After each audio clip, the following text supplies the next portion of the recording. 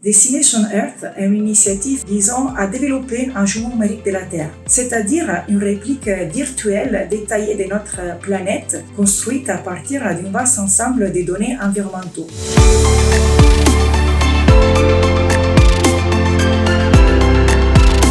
Je me présente, je m'appelle Elena Maglero, je suis chercheure dans l'équipe OIE, Observation Impact Énergie de l'École des Mines.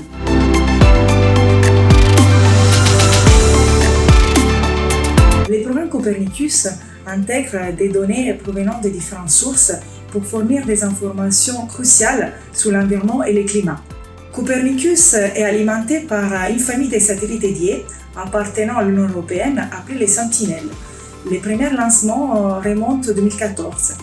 Il utilise également les infrastructures spatiales existantes et il profite d'un grand nombre de systèmes de mesure in situ, c'est-à-dire locaux. Les données terrestres sont collectées par un réseau de capteurs déployés au sol, à mer ou dans l'air, fournissant des informations complémentaires sur la qualité de l'air, la température en surface ou d'autres variables environnementales. Les données sont utilisées pour calibrer, pour vérifier et compléter les informations provenant des satellites et sont essentielles pour obtenir des données fiables et cohérentes sur le long terme.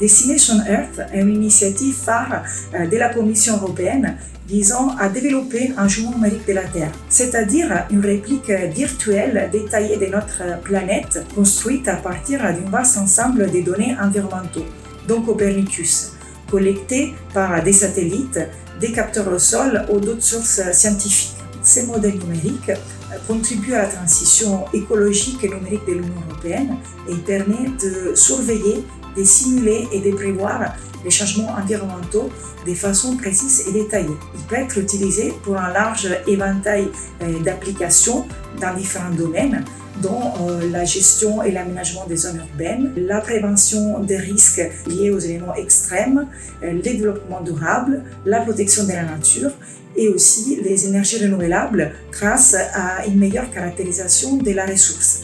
Les décideurs politiques et les autorités publiques peuvent bénéficier en temps quasi réel de ces informations pour prendre rapidement des décisions éclairées en situation de crise et pouvoir profiter des scénarios ici en support des projets futurs.